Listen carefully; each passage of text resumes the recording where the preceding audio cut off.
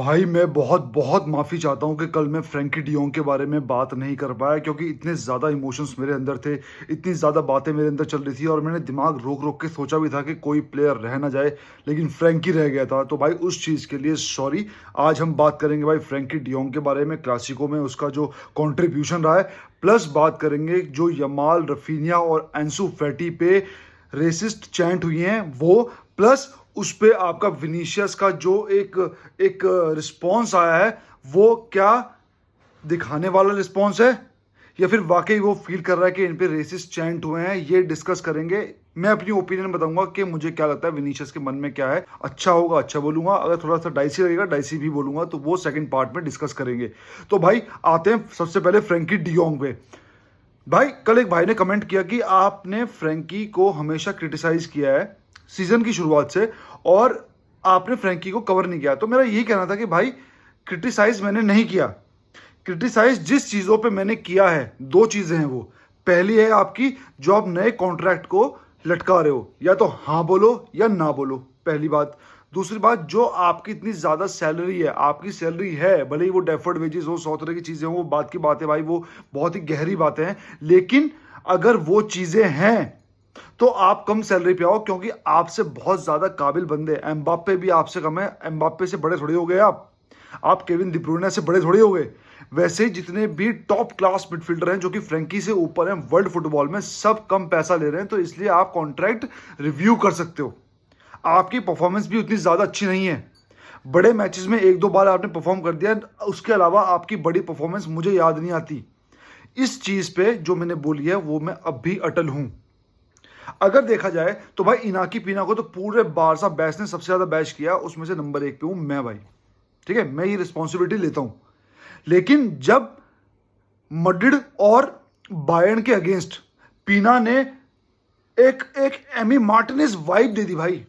पीना ने वो चीज एक्सपीरियंस करवा दी जो मैं एक्सपीरियंस करना चाहता था, जो मैं चाहता था कि यार हमारे टीम के कीपर्स भी हमें वो खुशी दें जो हम डिजर्व करते हैं भाई।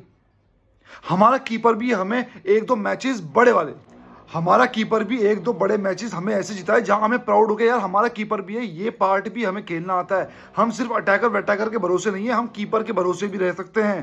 पर आज हम सब पीना को अप्रिशिएट कर रहे हैं। जाहिर सी बात है भाई, हमारी रियल लाइफ में भी होता है, अगर गंद पे हम सपोर्ट करेंगे तो चीजें खराब ही होंगी, और अगर अच्छाई पे हम अप्रिशिएट नहीं करेंगे तो भी चीज़ें खराब होंगी। तो हमने बहुत ज़्यादा, मैं अपने पे लेता हूँ, मैंने बहुत ज़्यादा भाई क्रिटिसाइज किया फ्रैंकी को हर चीज़ पे, वो सब बात की बातें हैं। लेकिन मैं अप्रिशिएट करना चाहता हूँ जो उसने ऑन फील्ड किया। बारसा बहुत ज़्यादा स्ट्रगल कर रही थी, बारसा को डैनी ओल्मो की कमी भी खल रही थी। मेरा पहला सब्स्टिट्यूशन जो मैंने सोचा था वो डालता मैं डैनी ओल्मो, लेकिन फ्लिक ने जो सब चीज़ों से हटके जो डाली एक फ्रैंकी डियोंग की क्वालिटी।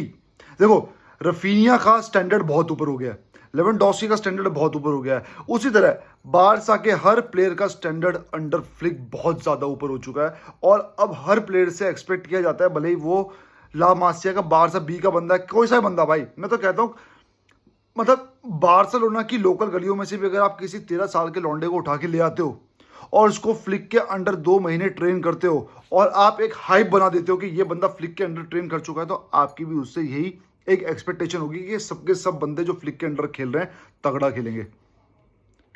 और फ्रैंकी ने भी इंप्रूव किया है। वो जो पास उसने निकाला था सेकंड गोल से पहले, प्री असिस्ट टू बार्ले भाई, वो उस एक टच से, उस एक लॉफ्टेड पास से, उस एक लॉफ्टेड थ्रू पास से वो डिफेंस खुल गया भाई। डिफेंस खुलना तो बहुत दूर की बात है, वो गोल हो गया भाई। और फ्रैंकी ने पूरा गेम किल किया है पोजीशन। फ्रैंकी के पास जो सबसे तगड़ी गॉड गिफ्टेड चीज है वो है कि वो प्रेस ले जाता है।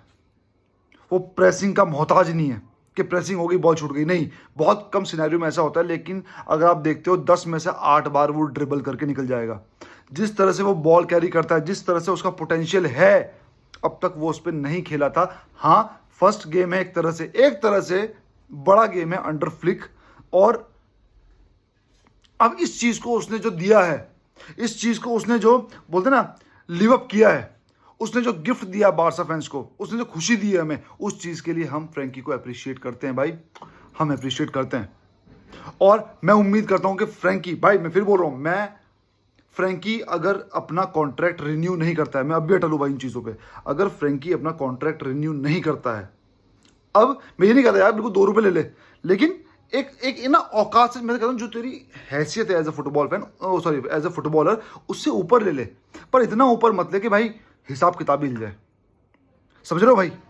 और अगर वो इस चीज़ को रिन्यूअल देता है तो भाई मैं चाहता हूं फ्रैंकी रुके, क्योंकि अगर फ्रैंकी का बेस्ट पार्ट अंडर फ्लिक देखने को मिल गया, क्योंकि अभी उसके हाथ में एज है, तो हम बहुत चीज़ें अचीव कर सकते हैं, क्योंकि ये उस लेवल का प्लेयर है। लेकिन अगर अब भी ये उस कॉन्ट्रैक्ट पे अड़ा हुआ है और हमारी सैलरी वैलरी अगर 1-2 साल में ठीक नहीं होती है, क्योंकि हमें हालैंड या नूनेज या कोई भी एक बंदा लेके आना है, तो भाई मैं अब भी पक्ष में हूं कि फ्रैंकी डियोंग को बेच दो, क्योंकि पैसा भी मैटर करता। भाई फुटबॉल गेम है, लेकिन वो पैसों से चलता है, सिर्फ जज्बात से नहीं चलता। तो ये मेरी ओपिनियन है भाई फ्रैंकी के बारे में। और जो उसने क्लासिको में हमें वो एक ना ऐसा प्यार दे दिया ना, ऐसा प्यार महसूस करवा दिया भाई, कि हम अब भी उस मैच को भूल नहीं पा रहे हैं, जबकि उस मैच को हुए हुए 2 दिन हो चुके हैं। तो भाई आई लव फ्रैंकी, अगर वो अपना कॉन्ट्रैक्ट करता है ठीक से नेगोशिएट और बारसा का बेवकूफ़ ना काटे। यही चीज़ मैं अराहो पे भी बोल रहा हूँ, अराहो भी आया नहीं इसलिए बात की बात है, अराहो भी अगर कॉन्ट्रैक्ट को लटकाता भाई, बेचो, कोई फर्क नहीं पड़ता भाई, क्लब से बड़ा कोई नहीं है, क्लब से बड़ा कोई नहीं होगा।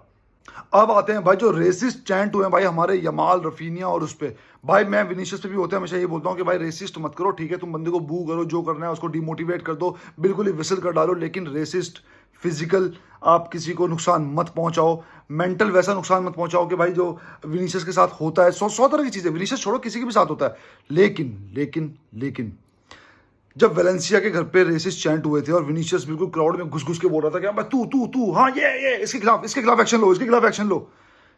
कल जब या परसों जब बारसा प्लेयर्स के खिलाफ हुआ, विनी की स्टेटमेंट आई है भाई, उस चीज़ को मैं अप्रिशिएट करता हूँ, ठीक है भाई, ध्यान से उस चीज़ को मैं अप्रिशिएट करता हूँ कि विनीशियस ने अपने फैंस के खिलाफ बोला है, लेकिन मुझे इसमें पॉलिटिक्स की बू थोड़ी ज़्यादा आ रही है भाई, ये मेरी ओपिनियन हो सकती है, हेट नहीं है, फिर बोल रहा हूँ हेट नहीं है, मैंने उसके लिए उसको अप्रिशिएट कर दिया कि हाँ तूने ये मुद्दा उठा दिया मैड्रिड फैंस के खिलाफ, लेकिन क्या तूने वो मुद्दा उसी मुखरता के साथ उठाया जिस मुखरता के साथ तू अपने लिए उठाता है कि ला लीगा में ये नहीं होगा तो ये हो जाएगा, वो नहीं होगा तो ये हो जाएगा?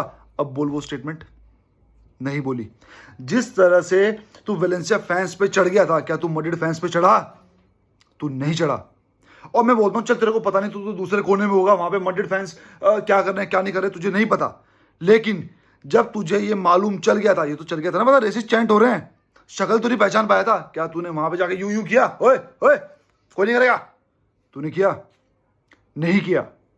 तो इस स्टेटमेंट में मैं हमेशा कहता हूं विनीशियस अपने फुटबॉल की बाद की जमीन तैयार कर रहा है पैसा कमाने की, जिसमें एक तरह से वो इस चीज के खिलाफ एक्टिविस्ट का रोल निकालना चाहता है, जो कि सही भी है, लेकिन जब तू ये रोल निकाल रहा है तो पार्शली क्यों निकाल रहा है भाई?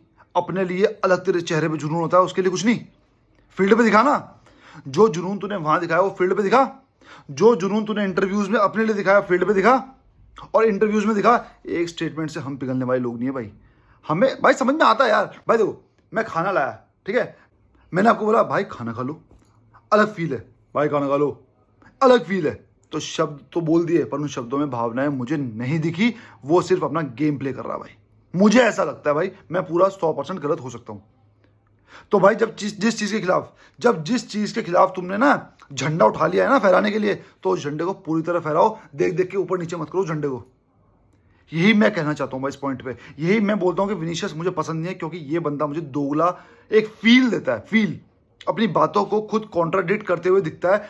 मतलब यार देखो मैं तो खुला बोलता हूं भाई, देखो दुनिया में कोई भी फुटबॉल फैन ऐसा नहीं हो सकता कि मैं तो अनबायस्ड हूं भाई मैं बारसा के लिए बायस्ड हूं। मैड्रिड को अगर इलीगल वार मिलेगा, पेनल्टीज मिलेगी, जो भी मिलेगा, मैं थोड़ा जोर से बोलूंगा। बारसा को मिलेगा मैं बोलूंगा कि हाँ गलत मिला है, लेकिन मैं जोर से नहीं बोलूंगा भाई, मैं हूं पार्शियल, दुनिया में हर फैन पार्शियल है। लेकिन अगर मैं यहां बैठ के कहता हूं कि मैं अंशुमन त्यागी कोई किसी टीम के लिए पार्शियलिटी नहीं रखता, मैं एक न्यूट्रल बंदा हूं, न्यूट्रल फुटबॉल फैन हूं, और इस लाइन को बोलने के बाद मैं मैड्रिड को ज्यादा क्रिटिसाइज करता हूं वार उसके लिए, फेवरिंग के लिए और बारसा को वार फेवरिंग के लिए एक सिचुएशन बता रहा हूँ बस मैं, केस स्टडी, ठीक है, मतलब काल्पनिक। और बारसा को मैं उतना जोर से क्रिटिसाइज नहीं करता, तो फिर किस बात का मैं न्यूट्रल लूँ भाई। इसलिए मैं भाई हमेशा बोल के चलता हूँ कि मैं अपनी टीम के लिए थोड़ा झुकाव रखता हूँ। मैं क्या, कोई भी दुनिया में फुल्ली इम्पार्शियल बंदा नहीं हो सकता, फुली न्यूट्रल बंदा नहीं हो सकता भाई। तो ये मेरे विचार थे भाई इस चीज़ पे। आप लोग मेरे को बताना कि क्या मैं सही सोच रहा हूँ, नहीं सोच रहा हूँ, तो भी बताना मेरे भाई। तो होप सो, अच्छा होप सो भाई आपको कल का जो केक कटिंग था वो पसंद आया हो मेरे भाई। जो लोग नहीं जुड़ पाए थे भाई, अगली बार पक्का जुड़ना जब भी ऐसे कोई मोमेंट्स आते हैं। तो भाई मिलते हैं अगली वीडियो में, तब तक के लिए विस्कल बारसा।